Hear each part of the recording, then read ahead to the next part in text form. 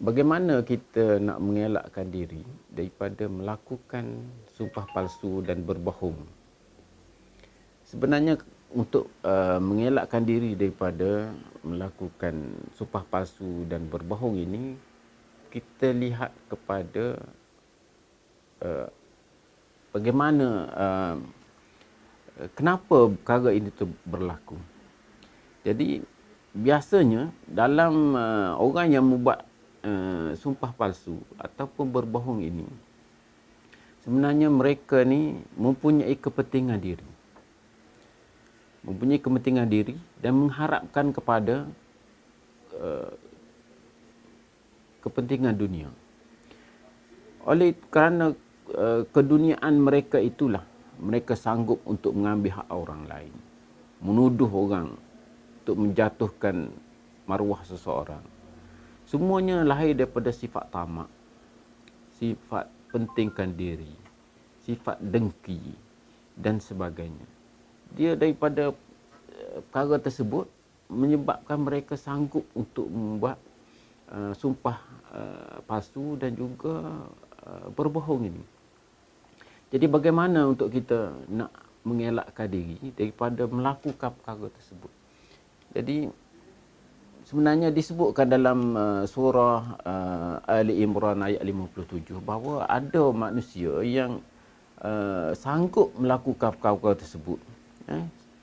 Yang disebut, yang bermaksud sesungguhnya orang yang mengutamakan keuntungan dunia yang sedikit dengan menolak janji Allah dan mencabuli sumpah mereka.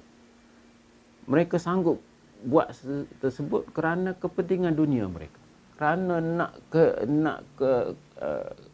kepentingan diri dan keseronokan diri, habuan di dunia semata-mata tanpa sehingga melupakan balasan-balasan di akhirat. Mereka tidak kira halal, haram dan sebagainya. Perkara itu dosa besar dan sebagainya. Kerana itu, untuk mengelakkan perkara tersebut, pertama sekali kita mestilah membentuk di kalangan diri kita, keluarga kita, anak-anak kita, ahli-ahli dalam organisasi kita, iaitu perkara yang sangat penting, iaitu pertama sekali kalau kita lihat Rasulullah SAW bina iman pada para sahabat ini. Bagaimana Allah bina iman para sahabat sehingga mereka menjadi orang yang sangat patuh kepada Allah Subhanahu Wa Taala, patuh kepada Nabi Muhammad sallallahu alaihi wasallam. Mereka sanggup mempertahankan keimanan mereka walau apa pun berlaku. Menjaga akhlak mereka. Sanggup diseksa dan sebagainya kerana nak mempertahankan keimanan. Menjaga perintah Allah Subhanahu Wa Taala. Jadi apabila kita bina dalam keluarga kita dengan keimanan kepada Allah, dengan ketaatan kepada Allah Subhanahu Wa Taala, ketaatan kepada Nabi sallallahu alaihi wasallam, menjadikan baginda Rasul sebagai contoh tauladan dalam kehidupan kita, maka kita tidak akan melakukan perkara-perkara tersebut. Apatah lagi disebutkan bahawa bersumpah palsu ini dan juga berbohong ini merupakan suatu dosa besar. Jadi bagaimana kita kita nak lahirkan satu generasi yang hebat kalau kita tidak bermula daripada individu dalam keluarga itu. Keluarga itu sendiri dibina dalam bentuk dalam keimanan kepada Allah Subhanahu Wa Taala. Sebab itu kita lihat bahawa apabila Rasulullah berjaya melahirkan jilul Quran, generasi Al-Quran di zaman para sahabat ini, dia dapat bangunkan umat yang begitu hebat. Dan apabila berhijrah saja, dapat menyatukan umat Islam dengan mudah. Bagaimana disatukan antara Aus dan Khazraj. Bagaimana disatukan antara Muhajirin dan Ansar dengan begitu mudah.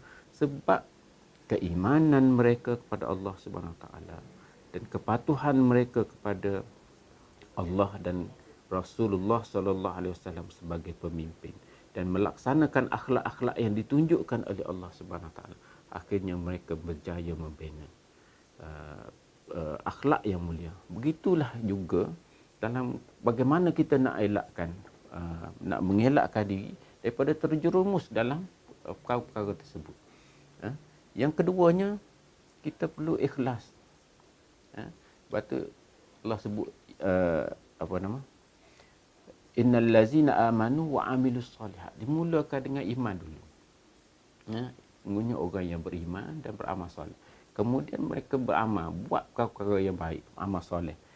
Apa balasan dia?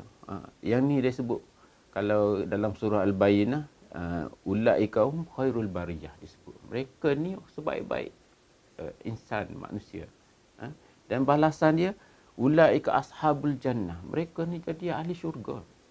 Sebab itu iman ini sangat penting dibentuk bermula daripada keluarga kita. Kemudian mesti mengikhlaskan diri kepada Allah Subhanahu Wa Taala. Betulkan niat dalam membentuk keluarga, dalam mendidik anak. Kita kena betulkan untuk apa kita berkahwin, bentuk keluarga tu. Mesti nak dapat keredaan Allah. Keluarga yang dibina adalah keluarga yang berasaskan kepada keredaan Allah Subhanahu Wa Taala. Bertujuan untuk mencapai keredaan Allah Subhanahu Wa Taala. Dan yang sebenarnya banyak lagi, tapi yang ketiga saya nak sebut di sini iaitu dalam keluarga supaya dan juga dalam organisasi untuk mengelakkan perkara-perkara tersebut, iaitu kita semaikan perasaan kasih sayang dalam keluarga kita, dalam organisasi. Mulakan dengan keluarga. Sebab tu dalam masyarakat kita sama-sama Islam. Sebab tu Nabi sebut, Nabi sallallahu alaihi wasallam bersabda, al-muslim akhul muslim. Muslim tu saudara muslim yang lain. Dia tidak akan menzalimi, tidak akan menzalimi dia tidak akan khianati dia sebab dia saudara kita. Jadi dalam keluarga kita kena bentuk kasih sayang dalam keluarga. Begitu juga dalam organisasi. Banyak lagi kaedah-kaedah untuk mengelakkan daripada perkara tersebut, tapi ini antara tiga perkara yang dapat saya sebut hari ini.